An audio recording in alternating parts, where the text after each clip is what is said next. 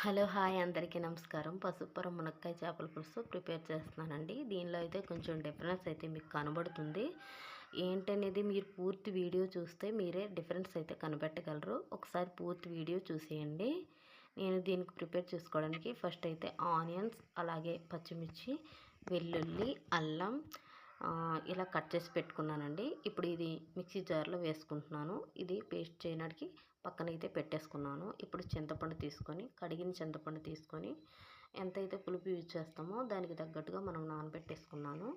అలాగే ఇప్పుడు ప్యాన్ పెట్టేసుకొని కొంచెం వేడయ్యాక ఆయిల్ అయితే వేసుకోవాలండి. ఈ ఆయిల్ కూడా ఎక్కువ పడొద్దండి, చేపల పులుసు కదా. మీకైతే దీనిలో తక్కువగా కనపడుతుంది కానీ నాకు ఇది పెద్దదండి. ఈ పాత్ర అనేది పెద్దది కావడం వల్ల ఆయిల్ ఎక్కువ వేసాను కానీ అలా కనబడుతుంది.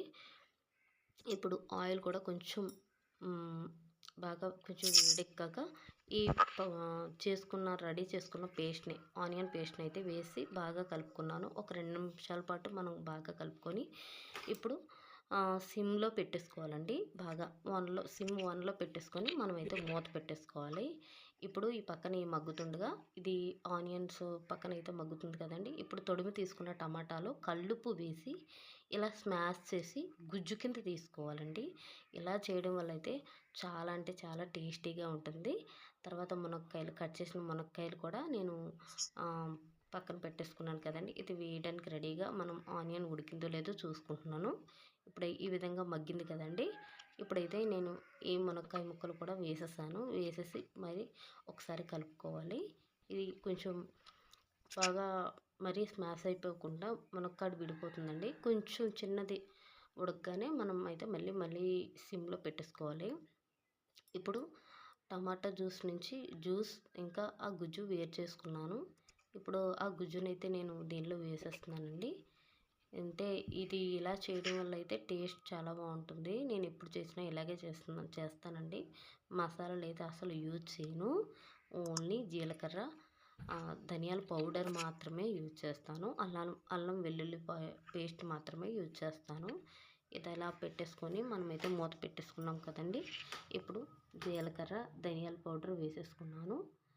కారం, పసుపు, ఉప్పు తగినంత మీ టేస్ట్కి మీకు రుచికి ఎంత అయితే పడుతుందో దానికి తగ్గట్టుగా వేసుకొని ఇది కూడా కలిపేసుకోవాలండి.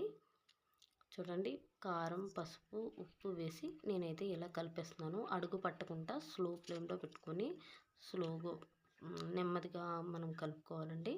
ఇప్పుడు తీసుకున్న జ్యూస్ అయితే పక్కన ఉంది కదండి, అది కూడా వేసేసాను. అడుగు పట్టేటప్పుడు మనం మాత్రమే వేయాలి. అడుగు పడుతుంది మాడొచ్చేస్తుంది, అడుగు పట్టేస్తుంది అన్నప్పుడు మనం తీసుకున్న జ్యూస్ వేసి ఇలా కలుపుకొని అది కూడా కొంచెంసేపు ఇలా మగ్గనివ్వాలండి. అది మొత్తం సిమ్లోనే జరగాలండి. ఆ ప్రిపేర్ మొత్తం సిమ్లోనే జరగాలి. ఇప్పుడు తీసుకున్న చేపల పులుసు, చింతపండు పులుసు కూడా వేసేసాను. ఇది చూపించడం కుదరలేదు, సారీ. మీకు ఎంతైతే పులుపు కావాలో దానికి తగ్గట్టుగా వేసుకోవాలండి. ఇప్పుడు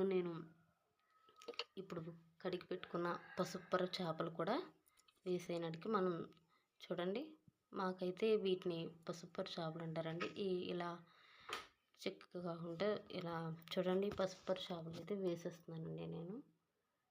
ఈ చేపలు మాకు పసుపుర చేపలు అంటారు, మరి మీ వైపు ఏమంటారో మాకు తెలీదు. ఇలా కలయి పెట్టేసుకొని కొంచెం థిక్గా ఉందండి, అంటే ఇది కొంచెం మరగడానికి మనం అయితే కొంచెం వాటర్ ఎక్కువ కాకుండా కొంచెం వేసుకొని మళ్ళీ ఇలా కలిపి పెట్టేసుకున్నానండి. ఇలా ప్రిపేర్ చేసిన తర్వాత మనం మూత అయితే పెట్టేసుకున్నాము. చూడండి, మూత అయితే తీసిన తర్వాత ఈ విధంగా ఉడుకుతుంది కదండి. దగ్గరకు వచ్చేసినప్పుడు సిమ్లో పెట్టేసుకొని కొంతసేపు అయితే మగ్గనివ్వాలి. ఆ తర్వాత అయిపోయిందండి, రెడీ అయిపోయింది చేపల పులుసు. కొంచెం దగ్గర పడిపోయింది. ఇదే విధంగా దగ్గరగా అయిన తర్వాత చాలా అంటే చాలా టేస్టీగా అవుతుందండి. చాలా ఈజీగా అయిపోద్దండి పులుసు అయితే, ఎందుకంటే మనం మసాలాలు లేకపోయినా చాలా టేస్టీగా ఉంటుంది. ఈ విధంగా ప్రిపేర్ చేస్తే చాలా అయితే బాగుంటుంది. చూసారు కదండి, ఈ వీడియో మీకు నచ్చితే లైక్ చేయండి, కామెంట్ చేయండి, సబ్స్క్రైబ్ చేయండి. ఇంకా క్లియర్గా అర్థం కాకపోతే క్షమించండి, ఎందుకంటే నేను మొబైల్ చేతితో పట్టుకొని ఇది షూట్ చేశానండి. చెప్పడం కూడా కొంచెం తడబడుతున్నాను. ఖచ్చితంగా కామెంట్ అయితే చేయండి, లైక్ చేయండి.